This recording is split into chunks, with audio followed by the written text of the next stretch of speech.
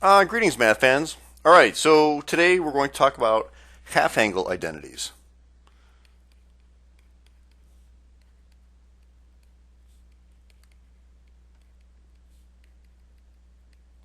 All right, so we've covered double angle and we've covered sum and difference. So let me give you the equations first. All right, I want to derive one of them. I'm going to derive sine of a over 2, but I'm just going to give you the other ones. Okay, so here they are. Cosine of a over 2 equals, and it's plus or minus. We'll talk about that in a little bit. So it's 1 plus cosine, the square root of 1 plus cosine of a over 2. Okay? And there's sine of a over 2.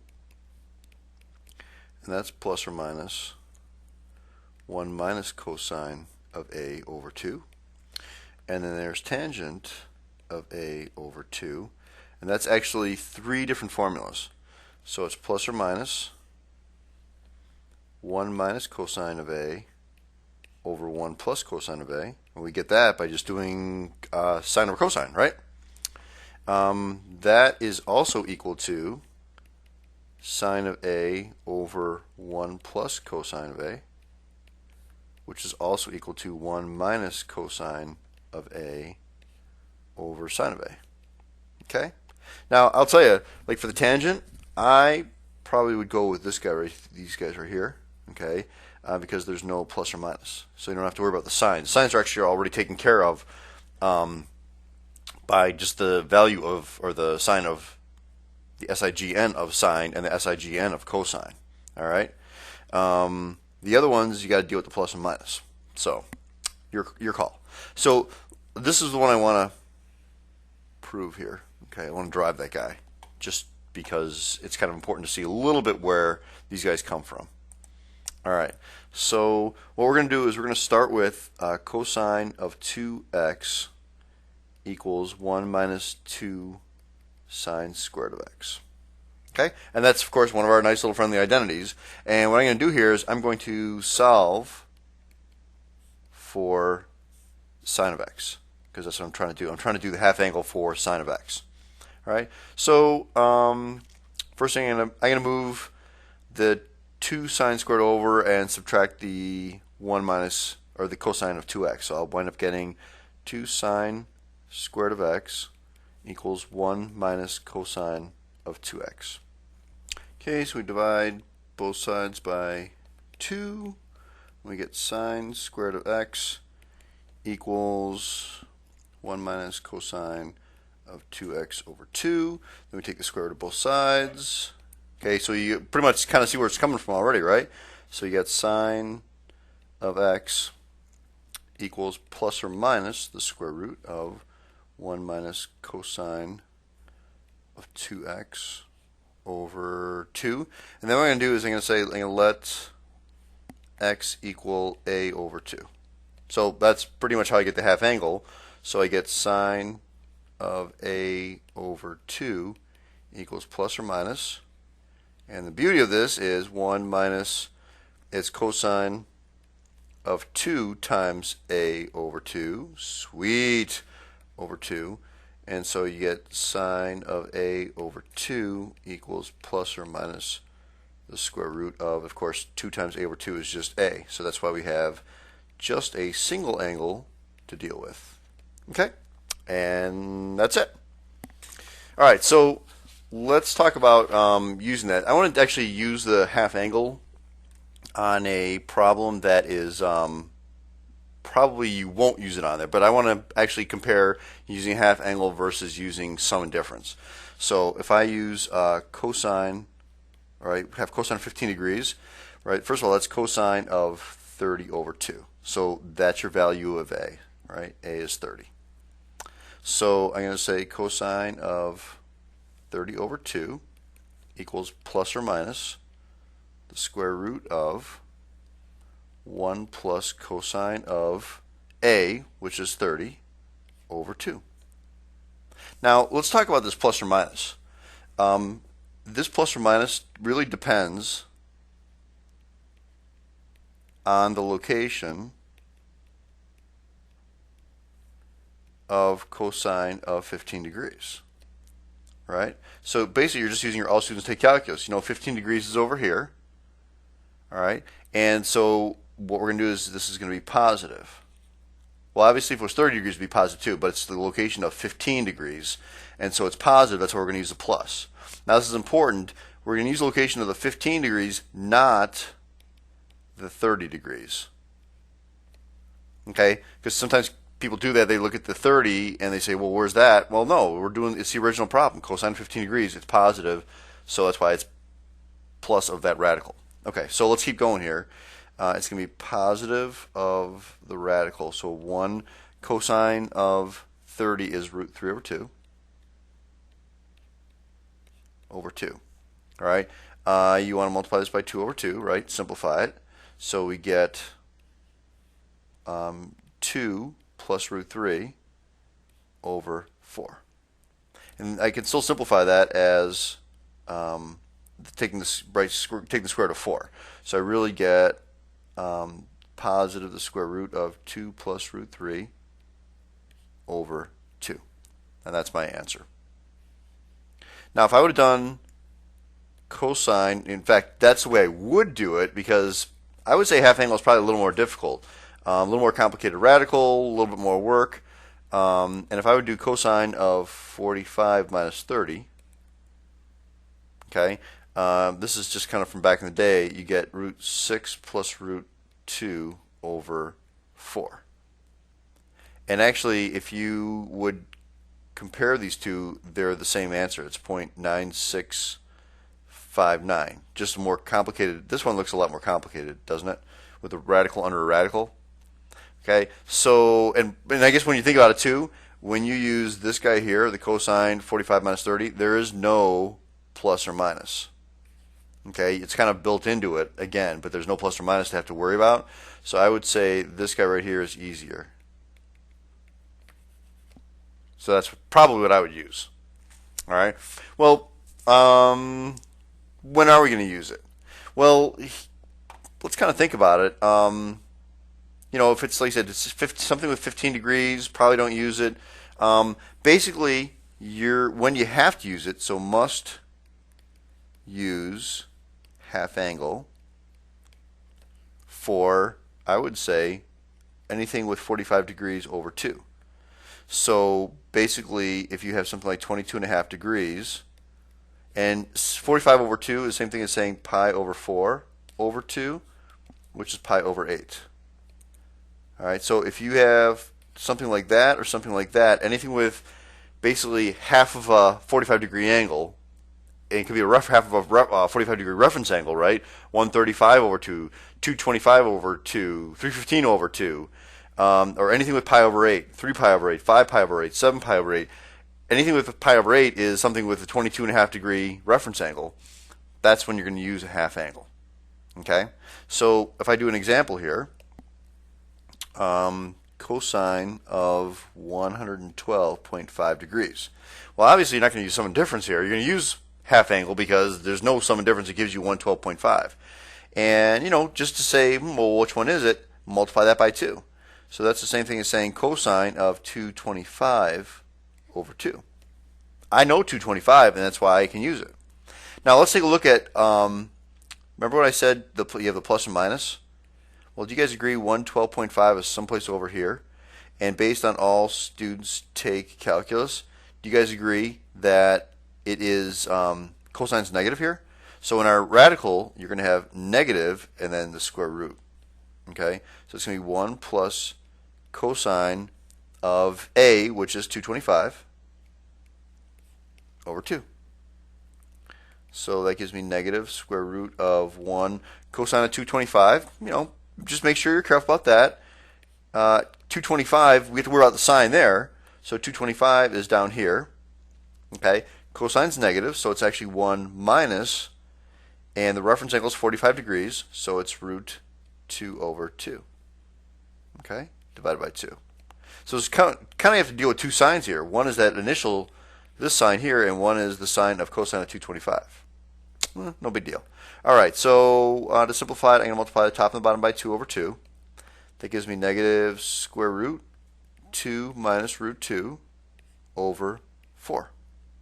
Okay, and that's going to be negative square root of 2 minus root 2 over 2. Okay, again, it looks a little complicated, but it's not that bad, just as long as you recognize the half angle. Okay, so let's do one in radians. If I said the sine of 11 pi over 8. Okay, definitely in radians because it's something over 8, and that's equal to the sine of 11 pi over 4 over 2. Okay, so let's figure out, remember it's plus or minus, so let's figure out sine of 11 pi over 8. Do you guys agree that this is 8 pi over 8? Right, and this is 16 pi over 8 if you go all the way around, and then this is just going to be 12 pi over 8.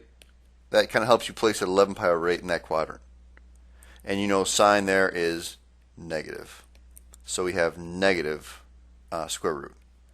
And then it's going to be 1 minus cosine of 11 pi over 4 over 2. Okay? And so cosine of 11 pi over 4, again, you know, it's almost like another problem here. If I asked you back in the day, what's cosine of 11 pi over 4, what you would do is, that's way over 2 pi, so you do bring it back down and do coterminal. So I take away 8 pi over 4, and I really get, this is cosine of 3 pi over 4. And 3 pi over 4 is here.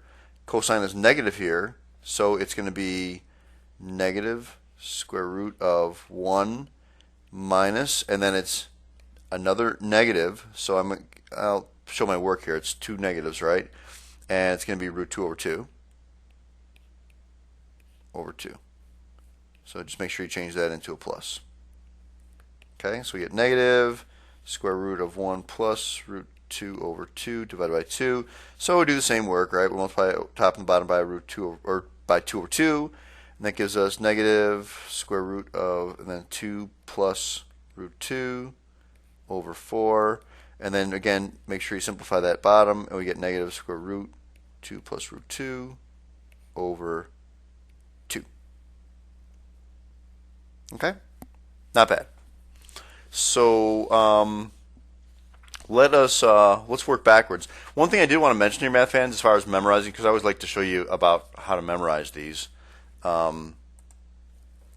Remember cosine. So when you have cosine of a over 2, I'm kind of drawing this all over again, but we get plus or minus the square root of 1 plus cosine of a over 2. Sine of a over 2 is plus or minus the square root of 1 minus cosine of a over 2. All right. Remember, sinning is a really bad thing, so that gets the negative. And cos is pos, so that gets the positive. Just kind of a way to kind of remember that. And then just remember, I mean, the one, you can use the radical one. That's actually easier to remember because it's just sine over cosine. Okay? But, you know, when you have tangent of a over 2, the other two, we have sine of a over 1 plus cosine of a, or 1 minus cosine of a over sine of a. I don't know. Do I have a really good way to remember that one? Because the negative's on top for this one. So when you're sinning on the bottom here, it's bad on top, and when you're sinning on top, it's good on the bottom. I don't really know. Just try to memorize that. Just remember that. I don't know. But this one's these two are a nice way to remember that, right? Okay. All right. So anyway, let's try to give you guys weird ways to remember things. Let's work backwards. We've had those problems. So this is working backwards.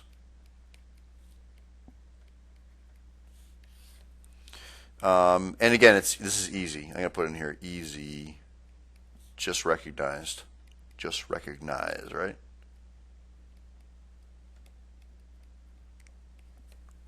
So here's your first example. Square root of 1 plus cosine of 165 degrees over 1 minus cosine of 165 degrees. Okay, so maybe that's not so easy because remember, it's kind of opposite. If you remember tangent was this, 1 minus cosine of a over 1 plus cosine of a. right? Well, what is that? Isn't that just the reciprocal? So really this matches 1 over tangent of A over 2. That's all. Which is what?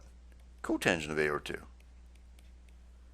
So, and remember, you always ask yourselves the question, what is A? Well, A is 165. So it's A over 2, because that's what you do. We want cotangent of A over 2. A over 2 is 165 over 2, which is 82.5. So truly, the answer to this problem is the cotangent of 82.5 degrees. Okay? Let's do one more here. The square root of 1 minus cosine of 135 over 2. Okay? So it's negative, which means it's sinning, right? So it matches sine of A over 2. And again, that's your A. So I really need sine of 135 over 2, which is the sine of 67.5 degrees. That's my answer for that one. Okay, working backwards is easy. All right, and then the last kind of problem is our friendly old triangle problems. So let's do one of those. Okay, triangle problems. And I'm going to ask you guys to find cosine of theta over 2, sine of theta over 2, and tangent of theta over 2. Given sine of theta equals negative 1/3, and cosine of theta is less than 0. Okay, so information here.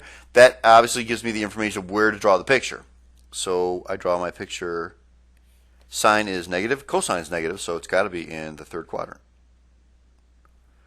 Okay, so sine y over r, so negative 1 and 3, and 9 minus 1 is 8, so it's negative root 8 or negative 2 root 2 here. All right, so here's part of the deal here, math fans. I'm saying half the angle. Where is half of the angle going to be? And do you guys agree? Let's put some value to this. Let's just do it separately so we don't mess up the picture. Do you guys agree this is between 180 degrees and 270? So if I take half of those, which basically half of anything in this quadrant, do you agree half of 180 is 90? And half of 270 is 135? So really, I'm going to be between 90 and 135, which puts me right here, in this area right here, right? Okay, that quadrant. So that's what you want to do when you're actually trying to figure out the plus or minus to know what quadrant you're going to be in. Okay, very, very important. All right, so we're half of the angle, and that's only when, again, when I do the plus or minus, okay? So we already are given, we have to figure out sine of A, or sine of theta, and cosine of theta. Well, we're already given sine of theta. Sine of theta is negative 1/3, and cosine of theta is just going to be negative 2 root 2 over 3. All right? So let's do this, guy. Cosine of theta over 2. We already determined that it's negative. It's in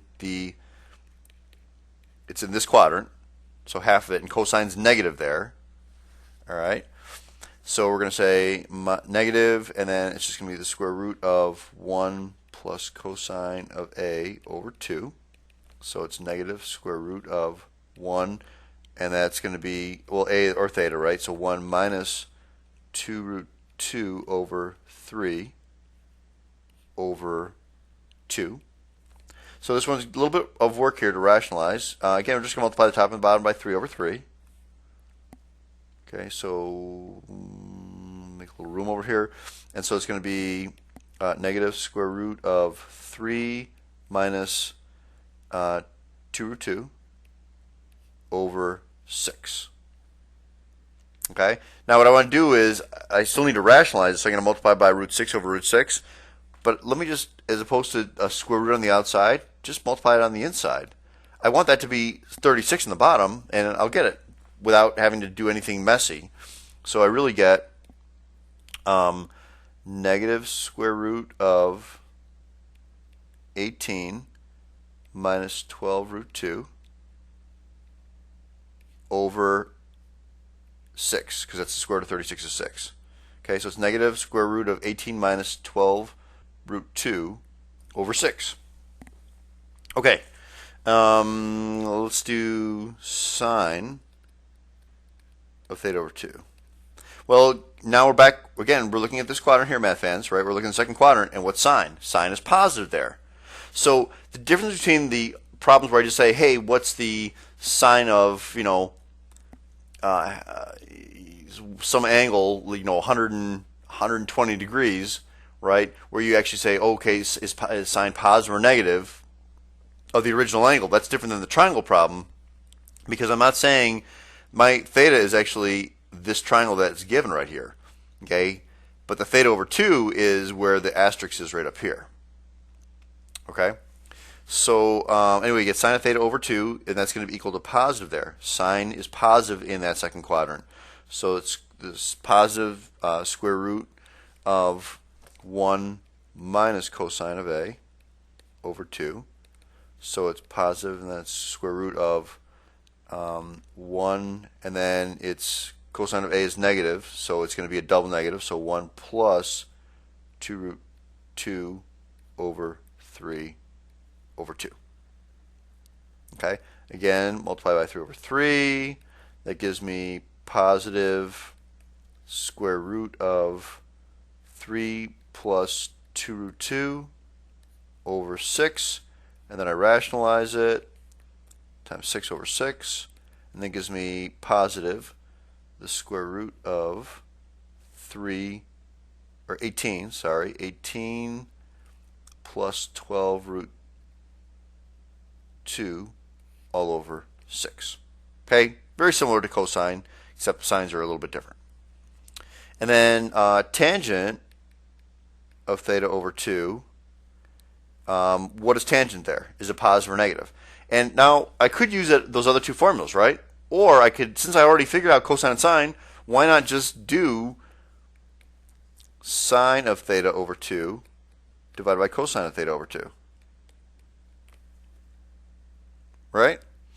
Though what would the sign be of that? Whereas in the second quadrant, isn't tangent negative? So if you would do it the long way, just make sure you put a negative.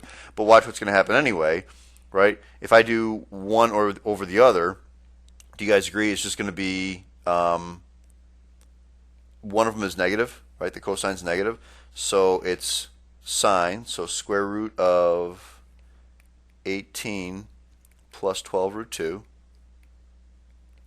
over, and then that's negative, so I'm just going to put the negative on top, over the square root of 18 minus 12 root 2. Okay, right? Because the 6's cancel. And that's my answer. And math fans, for these kind of problems here, you don't need to rationalize. So don't rationalize. Here I had to rationalize for sine and cosine, but tangent, you guys, if you have to rationalize there, you're going to all want to drop, and that's really bad. Okay? So you don't have to rationalize for that kind of problem. So half angle is not that bad. I would say the hardest part of half angle, first of all, you got to know the equations. Second of all, you need to know whether it's plus or minus, and you just have to look at the quadrants and see what's going on. And then you know, based on all students take calculus, what the sign is. All right? Anyway, that's it, math fans, for half angle, and you have an outstanding day. Adios. Goodbye.